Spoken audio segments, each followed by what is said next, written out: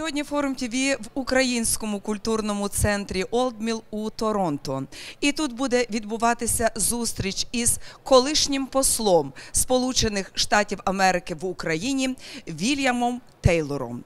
Організаторами сьогоднішнього заходу є літературний фонд імені Пітерсона при Фундації «Будучність».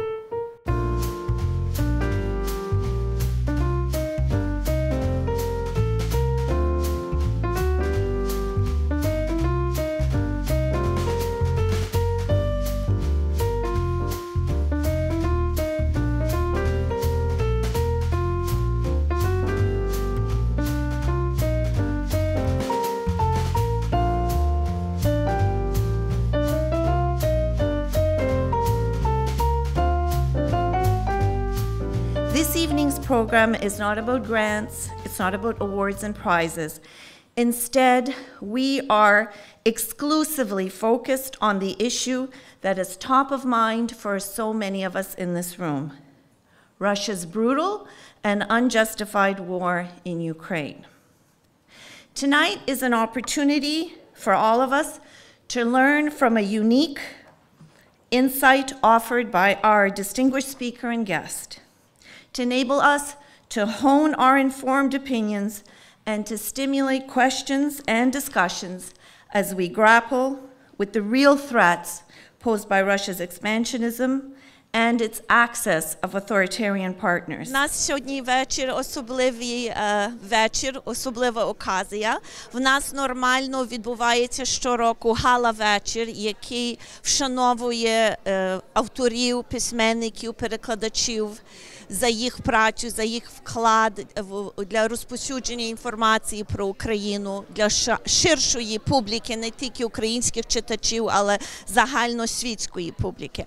А сьогодні особлива нагода зустрінутися з колишнім послом Америки в Україні, це достойний Вільям Тейлор, який вдвічі був послом в Україні, в якого величезний досвід.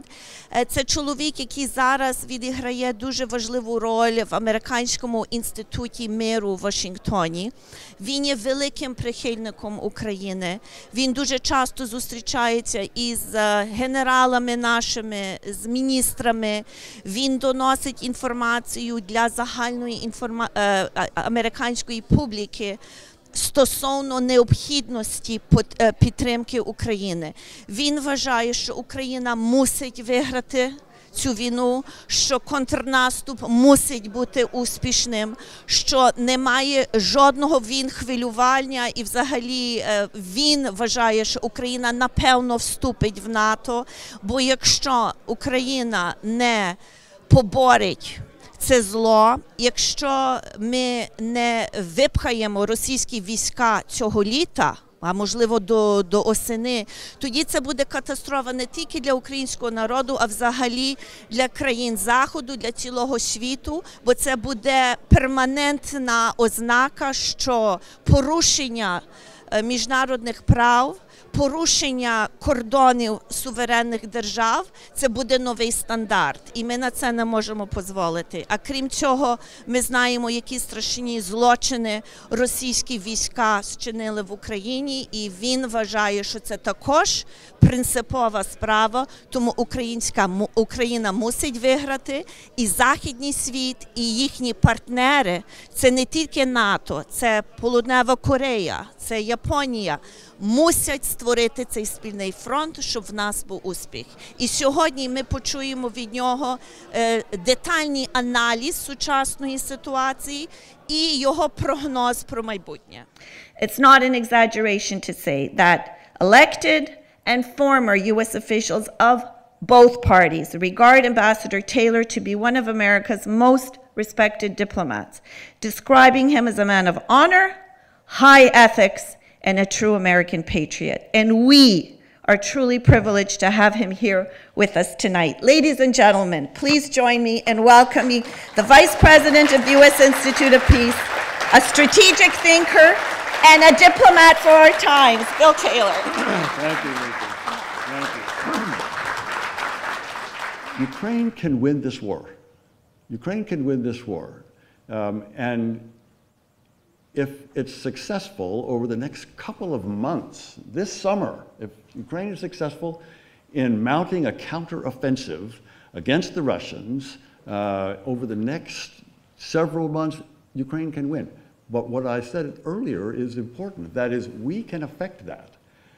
We, Canadians, Americans, NATO, the West, we have provided Ukraine with a lot of assistance. Military assistance, economic assistance, humanitarian assistance, energy assistance. We have done well. We have done well. And Ukrainians, we've all talked to Ukrainians. The first thing, thank you. They appreciate what we've done. We need to do more. We need to enable them, the Ukrainians, who are the ones fighting, to defend themselves, but to defend us. We need to provide them with what they need to win this war. And they can, and we can. It's important that we recognize that, and that we in Canada, we in the United States, keep that support coming. We hear about fatigue, whether it's war fatigue or whether it's other kinds of fatigue, assistance fatigue. No, the Ukrainians are tired. The Ukrainians are tired, but they're not stopping. They're fighting. They continue to fight. They've been fighting for 14 months. Everybody in this room probably has friends, family, some of whom have died, and some of whom are still there and are still fighting. And we need to support them as they mount that counteroffensive. The Russians have tried their offensive over the past 7 or 8 months. We know that they've been at Bakhmut, right in the middle of Donbass, since last summer, and they've failed. They're little by little, they're taking a little bit, they have failed. They have spent. So the Russians are temporarily in bad shape.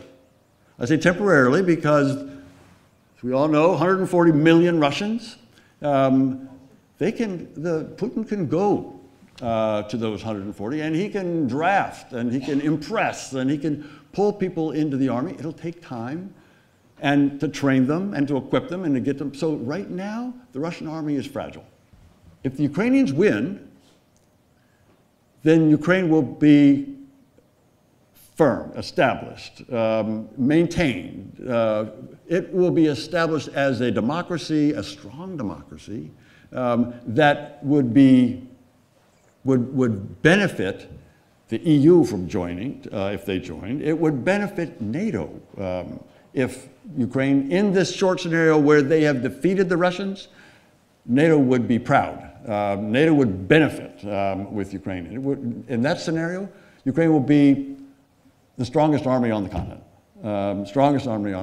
and NATO would be strengthened by having Ukraine in it. That's one of the implications for this short scenario. One question we can think about here, accountability. Accountability. If Ukraine wins in the way that I just described, then the accountability, the holding responsible the Russians all the way to the top, who are guilty of war crimes, are guilty of genocide, are guilty of atrocities. They're guilty, President Putin is guilty of the fundamental crime, the original crime, which is the crime of aggression. And right now, there is no court, there's no forum, there's no tribunal that can hold Putin responsible for that fundamental crime. Crime of aggression is the original crime. Then there are atrocities, then there are genocide, then there are war crimes, but it all stems from the original decision, the crime that Putin took, the decision that he took, that's the crime of aggression. And somehow we have to hold him responsible. Ukraine needs to win in order to do that. The UN actually needs to establish a tribunal, an international tribunal with the Ukrainians to be able to hold Putin accountable for that crime. That's important to do. Otherwise, we don't have a way to go after him. That's important. The last thing that why it's important for me, and I think I speak for a lot of people, Canadians and Americans and a lot of people around the world, about why this is such a horrible war, it's because of what I've already mentioned in terms of the atrocities. Winning means getting the Russians, kicking the Russians, pushing the Russians out of Ukraine. That can happen in the next 2 months. We get a say. It's up to us to be able to provide the Ukrainians with what they need. And so it's up to everybody in this room, but it's broader. We have to maintain that support. Thank you. War in Ukraine, your predictions? I predict that the Ukrainians will mount a counteroffensive this summer and will break through the Russian lines. We'll send more forces through that breakthrough and we'll push the Russians out of Ukraine. Future of Ukraine after war. Ukraine will move to consolidate its democracy. The world will help to reconstruct Ukraine after all the damage the Russians have done. The Russians will pay for a lot of that reconstruction through the money that's from the Russian central bank, and that Ukraine will emerge as a strong member of the European Union and a strong member of NATO. So you think Ukraine will be in EU and NATO? I do. When? Within my lifetime. Within my lifetime. Within your lifetime. Nuclear crisis and nuclear stress, and so what do you think? I think the chances of the Russians using nuclear weapons in Ukraine very small, very low. It makes no sense. You can't say it's impossible, but it makes no sense. I think the chances are very low. Thank you so much. Ukraine actually can win, and can win relatively quickly if things go right. But what you'll have then is literally a victorious, triumphant, quite self-confident Ukraine with likely the strongest, most battle-hardened army in Europe. Frankly, if I were the leadership of NATO and the EU, I would not want that country being a free radical, thinking, will Yuri Klufas tell it to keep advancing across borders or undertaking any other efforts, that in fact it will be in the interest of these two major organizations to embrace Ukraine, not only to support it, but also in part to constrain it or to harmonize it into the rules-based structures. So I think victory will bring many solutions as well as challenges.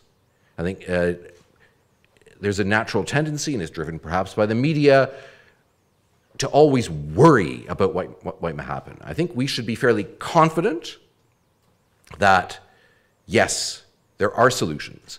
Sometimes they aren't even the most complicated solutions.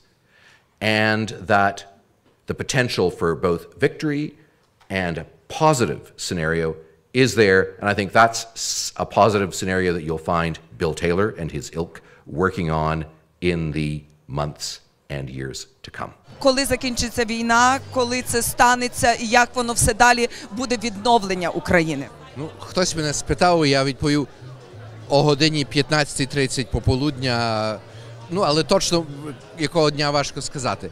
Ні, мені здається, я згоден із паном Тейлором, що не треба вважати, що це мусить все тривати роками і буде надзвичайно довго і боляче.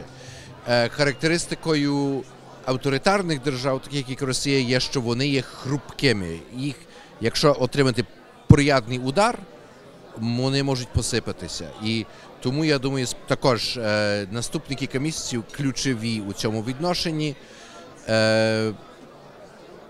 І треба надіятися, що до осени основні військові дії вже відбудуться. Яким ви бачите відбудову України? Вона є справою, яка вже почалася. Тут треба зазначити, що,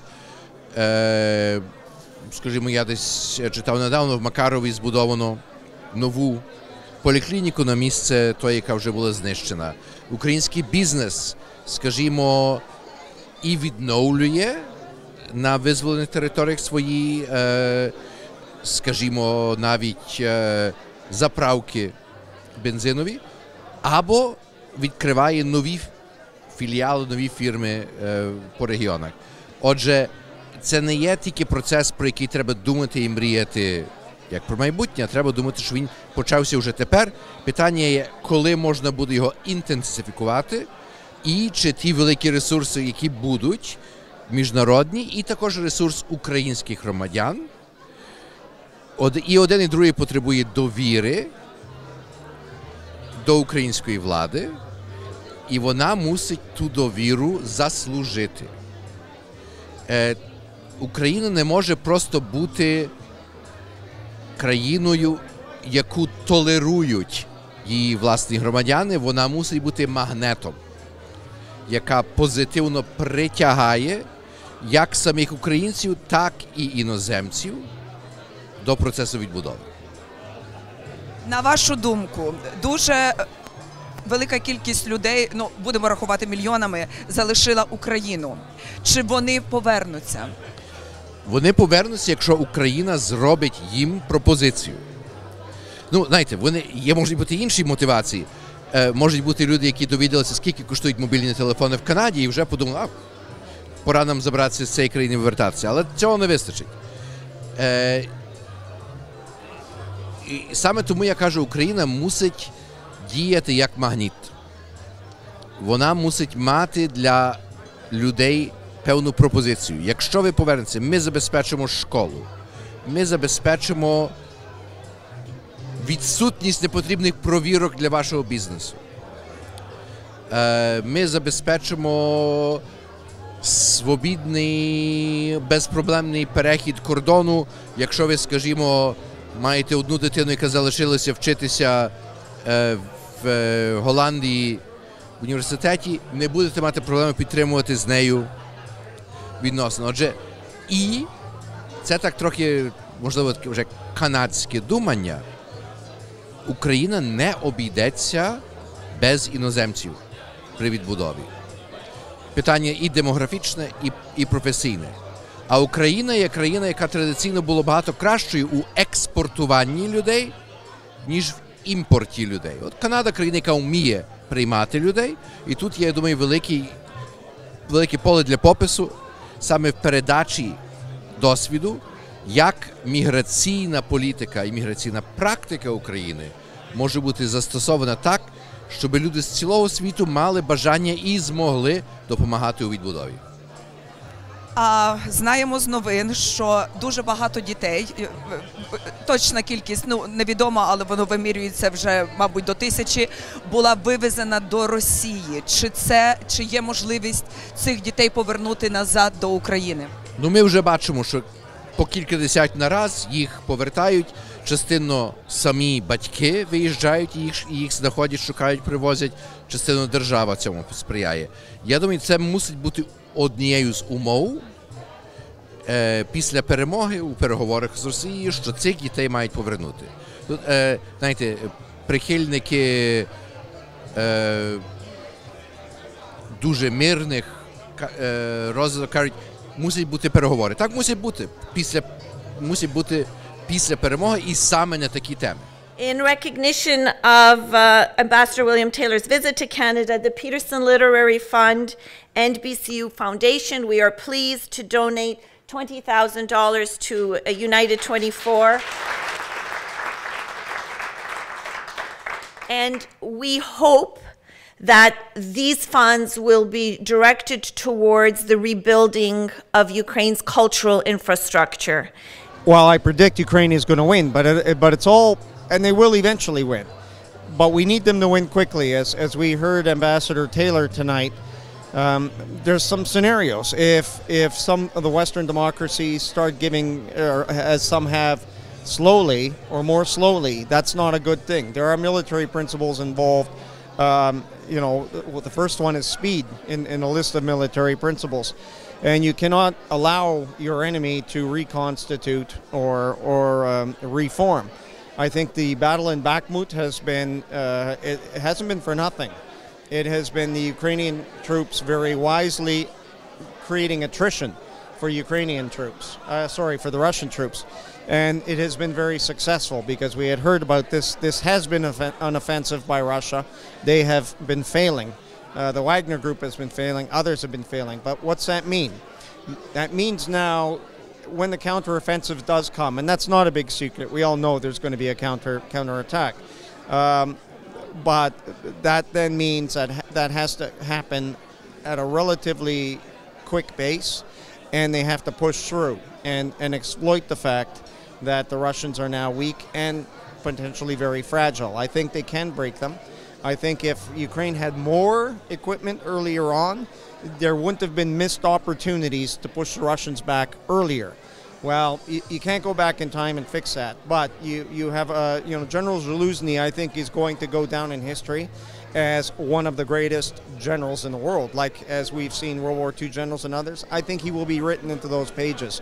What he has done from zero to where Ukraine is today is absolutely magnificent in terms of military strategy, and I predict, by the way, that Ukrainian officers and soldiers will be teaching in our war colleges soon, because every war is different.